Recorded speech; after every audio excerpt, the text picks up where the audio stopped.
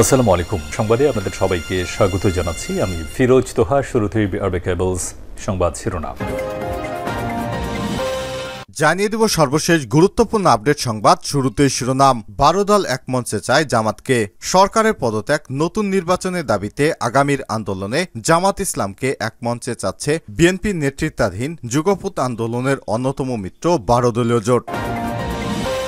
এরপর জানিয়ে দিব শরিকদের সঙ্গে বিএনপির যে বিষয়ে আলোচনা হলো। যুগপৎ আন্দোলনের সঙ্গীদের সঙ্গে আবারও বৈঠক শুরু করেছে বিএনপি। বৈঠকে আগামীতে কী ধরনের কর্মসূচি দেওয়া যায় সেই বিষয়ে শরিকদের পরামর্শ চেয়েছে দলটি।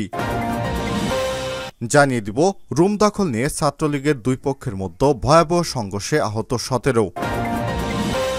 এদিকে উপজেলা নির্বাচন, ভোটার বাড়ানোর নির্দেশ ইসির। প্রথম ধাপের প্রাথমিক উপজেলা নির্বাচনে সার্বিক পরিস্থিতিতে সন্তুষ্ট থাকলেও ভোটার উপস্থিতি নিয়ে খুব একটা স্বস্তিতে নেই নির্বাচন কমিশন ইসি। তাই দ্বিতীয় ধাপে নির্বাচনে ভোটার সংখ্যা বাড়ানোর নির্দেশনা দেওয়া হয়েছে।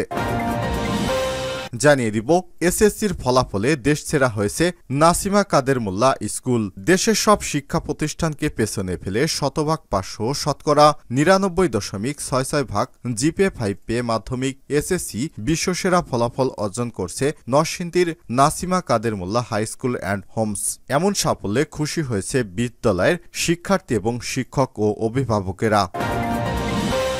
এবং সর্বশেষ জানিয়ে দেব রাশিয়ায় ইউক্রেনের ক্ষেপণাস্ত্র হামলা, নিহত ৭। রাশিয়ায় ক্ষেপণাস্ত্র হামলা চালিয়েছে ইউক্রেন, এতে অন্তত ৭ জন নিহত হয়েছে। রোববার ১২ মে বার্তা সংস্থা রয়টার্সের এক প্রতিবেদনে এসব তথ্য জানানো হয়েছে। রুশ কর্মকর্তারা জানান সীমান্তবর্তী বেলগোরদ শহরে একটি বহুতল ভবনে হামলা চালিয়েছে ইউক্রেন। এতে অ্যাপার্টমেন্টের ভবনটি ধসে পড়েছে। এই ঘটনায় অন্তত ৭ জন নিহত হয়েছে এবং গুরুতর আহত হয়েছে অন্তত ১৫ জন। প্রিয় দর্শক, এতক্ষণ শুনছিলেন সংবাদ শিরোনাম, এবারে বিস্তারিত। তবে তার আগে অনুরোধ থাকবে আপনি কোন স্থান থেকে আমাদের সংবাদটি দেখছেন কমেন্ট করে জানিয়ে দিন এই সংবাদ সম্পর্কে আপনার মূল্যবান মতামত। প্রিয় দর্শক, আপনি যদি আমাদের চ্যানেলে নতুন হয়ে থাকেন, ভিডিওটি দেখতে দেখতে চ্যানেলটি সাবস্ক্রাইব করে রাখুন, যাতে করে আমাদের লেটেস্ট আপডেট সংবাদগুলো সবার আগে আপনার কাছে পৌঁছে যায়। এবারে বিস্তারিত।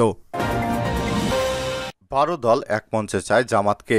সরকারের পদত্যাগ, নতুন নির্বাচনের দাবিতে আগামীর আন্দোলনে জামাত ইসলামকে এক মঞ্চে চায় বিএনপির নেতৃত্বাধীন যুগপৎ আন্দোলনের অন্যতম মিত্র ১২ দলীয় জোট। তাদের পরামর্শ, বিএনপির বাইরে সাংগঠনিকভাবে জামাত ইসলাম শক্তিশালী। তাই মাঠের আন্দোলন সফল করতে হলে জামাত ইসলাম সহ বাম ডান ইসলামী ঘরানার সবাইকে নিয়ে ঐক্যবদ্ধভাবে রাজপথে নামতে হবে। গতকাল রোববার রাজধানীর গুলশানে বিএনপির চেয়ারপারসনের রাজনৈতিক কার্যালয়ে দলটির লিয়াজো কমিটির সঙ্গে বৈঠকে এমন পরামর্শ দেয় ১২ দলীয় জোটের কয়েকজন নেতা। দ্বাদশ জাতীয় সংসদ নির্বাচনের পর এক দফা দাবিতে আন্দোলন অব্যাহত রাখার সিদ্ধান্ত নেয় বিএনপি। কিন্তু নির্বাচনের পর ৪ মাস পেরিয়ে গেলেও যুগপৎভাবে কোনো কর্মসূচিতে মাঠে গড়ায়নি। এমন প্রেক্ষাপটে সরকার বিরোধী আগামীর আন্দোলনের কর্মকৌশল নির্ধারণে মিত্রদের পরামর্শ নিতে সিরিজ বৈঠক শুরু করেছে বিএনপি। এর অংশ হিসেবে গতকাল ১২ দলীয় জোটের পর একই স্থানে এলডিপির সঙ্গেও বৈঠক করেছে দলটি। বৈঠকে ১২ দলীয় জোটের নেতারা জানান ২৮ অক্টোবরের আগে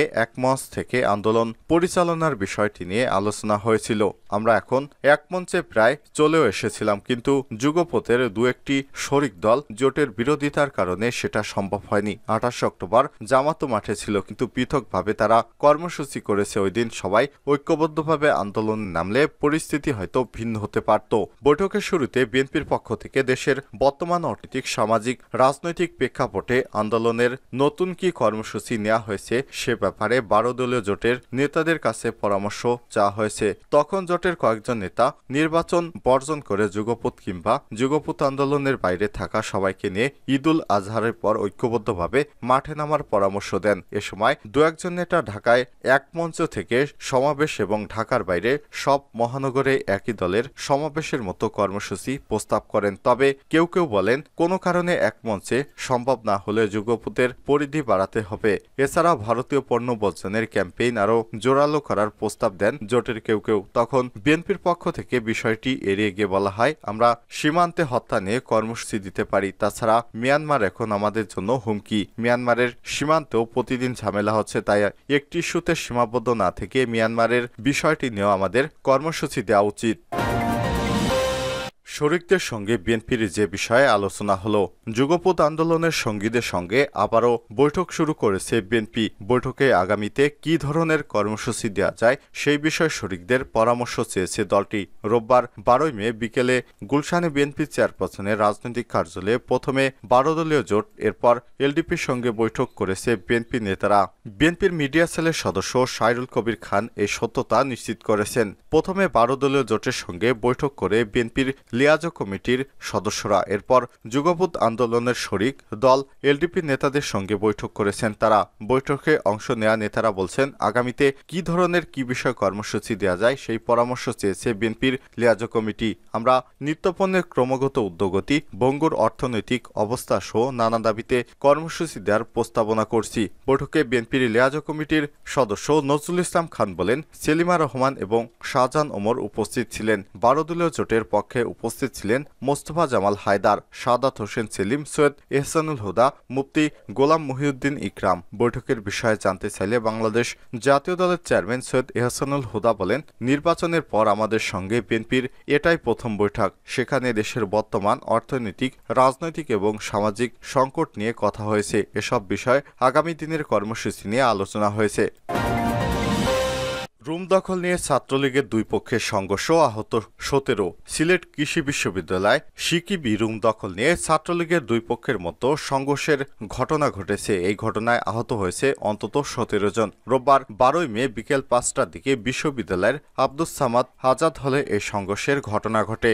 জানা গেছে, সিকিবির আজাদ হলে 507 নম্বর রুম দীর্ঘদিন ধরে ফাঁকা পড়েছিল। পরে হল থেকে রুম বরাদ্দের পর কয়েকজন ছাত্রকে রুমে তুলে দেয় ছাত্রলীগের সভাপতি পক্ষের রিয়াজুল ইসলাম রিয়াদ গ্রুপের নেতাকর্মীরা। তবে সাংগঠনিক সম্পাদক আরমান হোসেন গ্রুপের নেতাকর্মীরা এটা নিয়ে রুম বলে দাবি করছে তারা। এ নিয়ে কথাকাটির এক পর্যায়ে দুই পক্ষের সংঘর্ষ বাধে। পরে সমাধানের জন্য ছাত্র পরামর্শ প্রক্টর ছাত্রলীগের সঙ্গে বসলে কথা কাটাকাটির জেরে দ্বিতীয় দফায় আবারও সংঘর্ষ বাধে। সংঘর্ষকে কেন্দ্র করে মাঠে অবস্থান করে দুই পক্ষ।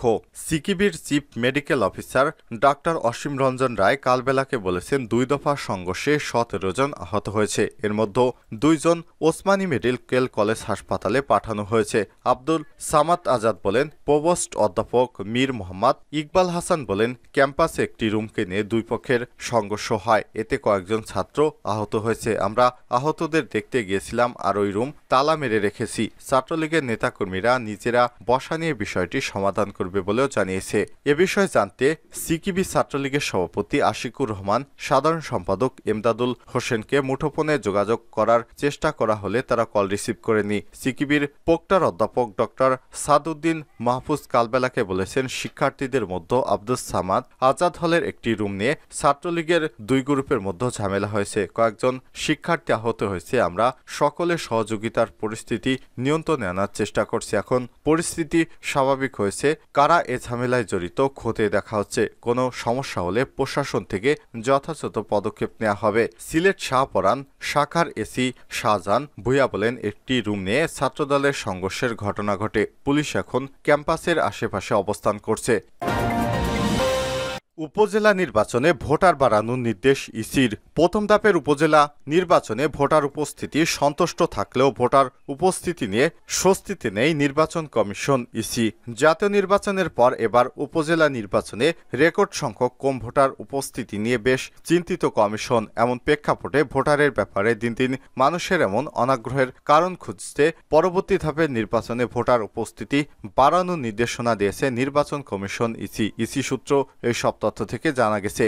সূত্র জানায়, গত 8 মে বুধবার অনুষ্ঠিত প্রথম ধাপের 139 উপজেলা নির্বাচনে ভোটার পড়েছে মাত্র 36.1%। ভোটারদের এমন হতাশাজনক উপস্থিতির অনেক কারণে কথা বলা হলেও মূল কারণ হিসেবে একতরফা ভোটকেই দায়ী করা হচ্ছে। সর্বশেষ জাতীয় নির্বাচনের মতো নির্বাচন সহ সরকার বিরোধী রাজনৈতিক দলগুলোর এবারের উপজেলা নির্বাচনও বর্জন করেছে। ফলে ক্ষমতাসীনদের নিজেদের মধ্যে অনুষ্ঠিত এই নির্বাচন নিয়ে তেমন আগ্রহ বা উচ্ছ্বাস দেখায়নি ভোটাররা। তবে রাজনৈতিক দলের অংশগ্রহণের বিষয়ে কমিশনের খুব বেশি কিছু করার ক্ষমতা নেই বলে মনে করে নির্বাচন সংশ্লিষ্টরা। সংবিধান আইনি বাধ্যবাধকতা মেনেই প্রতিটি নির্বাচন যথাসময়ে আয়োজন করছে কমিশন। এরপরও উপজেলা নির্বাচনে সর্বনিম্ন ভোটার হার নিয়ে বেশ অস্বস্তিতে রয়েছে নির্বাচন কমিশন। সেজন্য পরবর্তী ধাপগুলোয় তা যতটা সম্ভব কাটিয়ে ওঠার চেষ্টা করা হচ্ছে কমিশনের তরফ থেকে। এ ব্যাপারে নির্বাচন কমিশন রাশিদা সুলতানা শনিবার খুলনায় এক মতবিনিময় সভায় বলেছেন, কিছু বিচ্ছিন্ন ঘটনা ছাড়া প্রথম ধাপের উপজেলা নির্বাচন সুষ্ঠু হয়েছে। এতে নির্বাচন কমিশন সন্তুষ্ট। তবে প্রথম ধাপের চেয়ে পরবর্তী ধাপের নির্বাচনগুলোতে ভোটার উপস্থিতি বাড়াতে কাজ করছে কমিশন। দায়িত্ব ভোটারদেরকে কেন্দ্র নিয়ে আসা আর নির্বাচন কমিশনের দায়িত্ব ভোটারদের নিরাপত্তা বিধান এবং নির্বিঘ্নে ভোটদানের পরিবেশ সৃষ্টি করা।